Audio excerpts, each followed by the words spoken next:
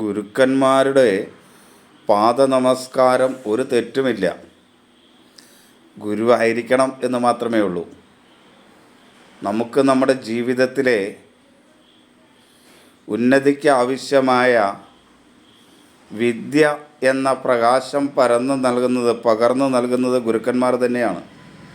അതോടൊപ്പം മാതാപിതാക്കളും. ഇവരുടെ പാദനമസ്കാരം ഒരു തെറ്റുമില്ല. എന്നെ സംബന്ധിച്ചിടത്തോളം എൻ്റെ പ്രത്യക്ഷമായ ഗുരുക്കന്മാരൊന്നും ഇന്ന് വളരെ കുറച്ചേ ഉള്ളൂ. ബാക്കിയൊക്കെ മരിച്ചുപോയി. എങ്കിലും അതും നിലത്തെഴുതിയ ആശാൻ പോലും കുറച്ച് വർഷങ്ങൾക്ക് മുമ്പ് അദ്ദേഹവും മരിച്ചുപോയി. ആ നിലത്തെഴുതിയ ആശാന്മാർ മുതൽ എന്നെ പഠിപ്പിച്ചിട്ടുള്ള ഇന്ന് വരെ പഠിപ്പിച്ചിട്ടുള്ള എല്ലാ അധ്യാപകരുടെയും ചെറുതും വലുതുമായ വിദ്യകളെല്ലാം പറഞ്ഞു തന്നിട്ടുള്ള എല്ലാ ഗുരുക്കന്മാരുടെയും പാദനമസ്കാരം മനസ്സുകൊണ്ട് ചെയ്തുകൊണ്ടാണ് ഇന്നും ഓരോ ദിവസവും ആരംഭിക്കുന്നത്. അത് ഒരു തെറ്റുമില്ലെന്ന് വിശ്വസിക്കുന്ന ഒരാളാണ് ഞാൻ.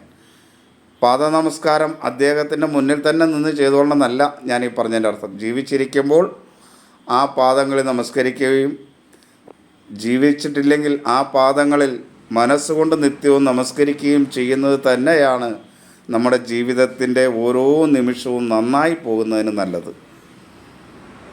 അത് മനസ്സ് ശുദ്ധമായി ചെയ്യണം എന്ന് മാത്രം. അതാരെയും കാണിക്കാനൊന്നും ആയിരിക്കരുത്. മനസ്സ് ശുദ്ധമായി ചെയ്യണം. തൻ്റെ ഗുരുവിൽ നിന്ന് കിട്ടിയ അനുഗ്രഹമാണ് തൻ്റെ ജീവിതത്തിൻ്റെ ഉയർച്ചയ്ക്ക് മുഴുവനും കാരണമായിട്ടുള്ളത് എന്ന ബോധമുണ്ടെങ്കിൽ മാത്രം അത് ചെയ്താൽ മതി.